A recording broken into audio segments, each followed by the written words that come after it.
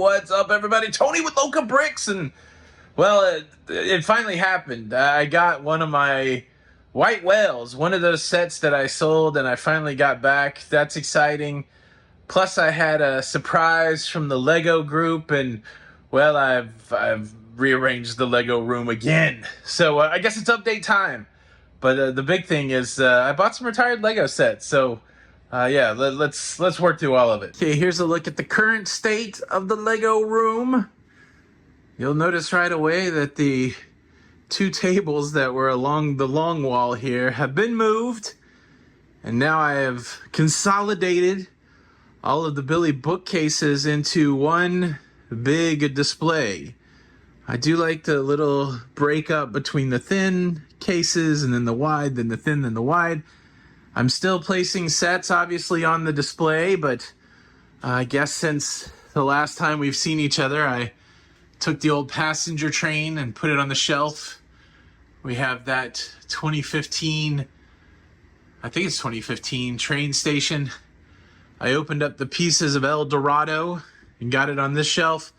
In the process, I crushed this ship and had to rebuild it. And then for the time being, a lot of these are temporary placements. For the time being, I've moved the Lego truck onto a shelf. And this is a new build. This is a cool little, I don't know, I saw this at the Lego store a few days ago, and I hadn't seen it before, but just kind of a nice little merry-go-round carousel build, which I think would go good in the city. I don't think there's any other new builds since the last time we were here. Now, you may remember that this Kallax unit was in the closet with these Acro Mills units on top of it. I did want to upgrade the storage. I got this back in 2014, 2015, and some of it's a little tight. I don't necessarily like the blue. I'll still use these, but I did find these similar items on Amazon. I don't remember the brand. I'll leave a link in the description. So I got these, and I want to, the goal is probably to like place maybe 2 high here and see if I can go 2x3 and then put a shelf up there. It's all in flux. And then I got some of these stackable drawers. I like kind of the size of this drawer. The drawers come out so that you can use them. Unfortunately, I want to put them under this table, and they're too, like at too high, it feels like a waste. Like that'll certainly fit under the table.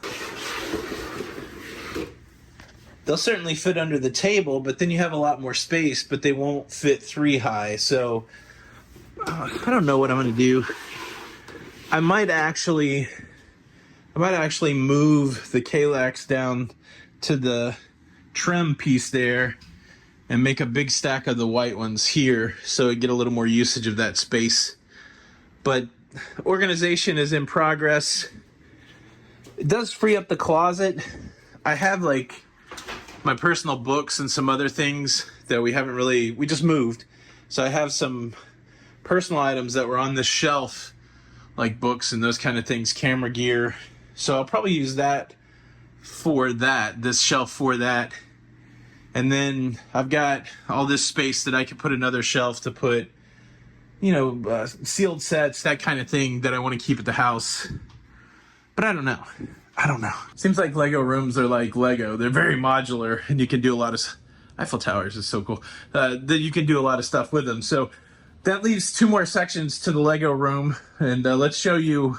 I made a city decision. So I took the second table out. There was 2 of these tables this size, and they are 6 base plates long. This table's 6 base plates long and 3 base plates wide. And I decided that I'm just going to put modulars, primarily Marvel modulars, in this space and just make a small city scene where I've got the Marvel modulars. I want to do a road system, and I also want to do a park. And so I could probably only get like 4 or 5 modulars in that aspect, but I think it'll give me some practice doing some landscaping and stuff like that. One thing I've been trying to learn is how to make road mills plates. And I almost had all the parts to actually make, oh, I must have connected those. I almost had all the parts to make an actual good road plate. I'm still missing some pieces. I'm waiting on an order from Lego. But yeah, I'm excited. I you know, at one point before I put all this junk on the table, these are old Lego sets I've got to go through, put on display. I did have all of the base plates out to see that I could do a 6x3 layout. It hangs over the table a little bit, so I don't know if maybe I should get a piece of wood, cut the exact length of the base plates, and then put it on top of the table so there's no overhang. I probably will do that. It seems like that would make the most sense to make it the most secure. Okay, let me tell you about the surprise that I had. I ordered a ton of pieces and parts from the online Pick-a-Brick from Lego, and it was probably 8 or 10 different part types. And what I didn't know, and maybe you don't know either, is like, say I ordered 200 tiles and 50, 1x8 bricks. I just thought those would come individually packaged. Well, they actually come in a big bag. So I ended up with like a 12-pound bag of Lego, which I had to sort out, which was fun. I enjoyed all of that. I just didn't know that's how it was going to come. So that was an interesting and nice surprise this week. It can be pricey. I just want to say that when you start building mills plates and you try to build roads, I'm sure most of you guys know that already, but as somebody that's kind of getting, into the city part of it in a way that I never had before, that was a little bit of a shocker to understand how the parts come and the pricing and all that stuff. I'll show you what I'm building now, which is really fun. I've really been enjoying this build. Here are the bags that are left. I think my next bag is, bag 12. I've completed 11 bags. These are some of the extra parts. 11 bags of the Natural History Museum. This is a cool modular. This is the first one I've ever built that's a base plate and a half base plate. I'm almost done with the first floor, but if you're unfamiliar with this model, there's just a lot of cool little features there. The big joke that I'm making right now is they do have a bathroom in there, and if you notice, Lego Group has weighed in on which way the toilet paper goes over the top. It's a beard, not a mullet, I guess, if you know that joke. I like the fact that they've got that little bathroom and cool cash register type place. And what was funny is, so they have a display here, which looks like just poop in a jar, which I thought was great. But I was so excited that one of the extra pieces was this little poo piece. I don't know why poo is still amazingly funny, even at my age, but I like the idea that the guy had a broom and we had an extra poo piece. It seemed apropos. I think the Natural History Museum might be good where the bookshop is, and then all the way over Avengers Tower, and then maybe break the bookshop. That's two actually 16 stud base plate buildings that you can move around. So I'm excited. I'm really excited about doing that. I am traveling this week. I'm jumping on a cruise ship on Saturday, so I'll be gone for a week. I'm hoping to get another 10 bags done on the Natural History Museum tonight, but I doubt I'll get it done before I leave. What else? Oh, yeah, that's right. I did put my hands on some Lego I was trying to get a hold of. I paid up, dumb Lego as it were, but these are sets that I really wanted. So let's go through those. All right, first up is Eiffel's apartment. This was the gift with purchase with the Eiffel Tower. I did not buy the Eiffel Tower at the time it was released, so I did not get this gift with purchase, but I love these gifts with purchases that have actual people on it. I got this at the Orlando Brick Co., and to be honest, I overpaid for it, but I do like supporting these third-party Lego stores. I think it's good for the community. And so, yeah, I'm paying a little more than if I'm buying it online. But the nice thing is I can see it, I can touch it. And so I paid $100, $99.99, which is, I think, $20 or $30 more than what I've seen it online when you include shipping. But again, you know exactly what you're getting. I don't know if I'm struggling because I haven't actually built any of these. I'm very tempted just to maybe display just these sets in box and not build them. The next set I picked up was from Bricks and Minifigures in Loots, and it's the same type thing. Jane Goodall. This was another gift with purchase, the tribute. I'm not sure what Lego set this were, what time period this was the gift with purchase. But the cool thing about this one is because I bought that retired modular Bricks and minifigures, they have a loyalty program. So I had $36 of credit there.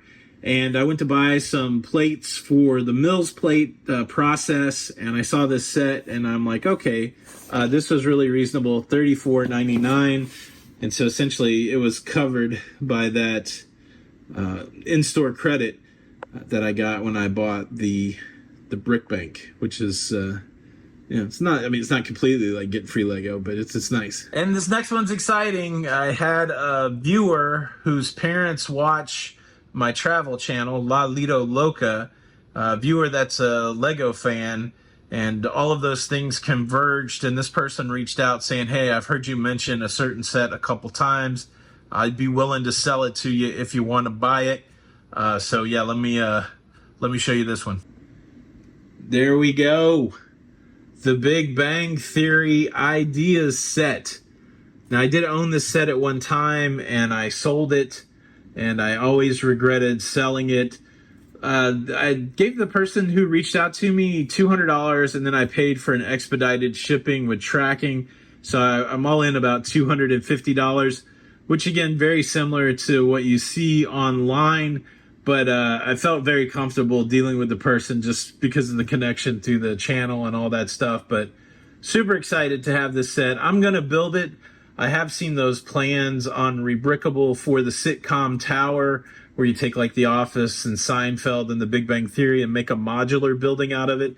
I'm kind of torn. I've also seen nice acrylic cases that are, fit for purpose. So it would be just the size of this, and then you could put it in an acrylic, case, free from dust, that kind of thing, and display it like this. I'm kind of on the fence because, I got the Seinfeld over here, and it's super dusty from being out. But I really feel like that would display better under some sort of case. And then I'd kind of like to bring the minifigures forward. Or do I put it in a modular where you really can't see it unless you take the top off, but it's all displayed there? I don't know, tough choices, fun choices, but those are the choices. Oh yeah, and I guess the steamroller is a new build also. I knew since I was doing some construction, I would pick up the steamroller guy. I really hate that I missed that set a few years ago that had the porta potty. I think that would be fun, but I don't know.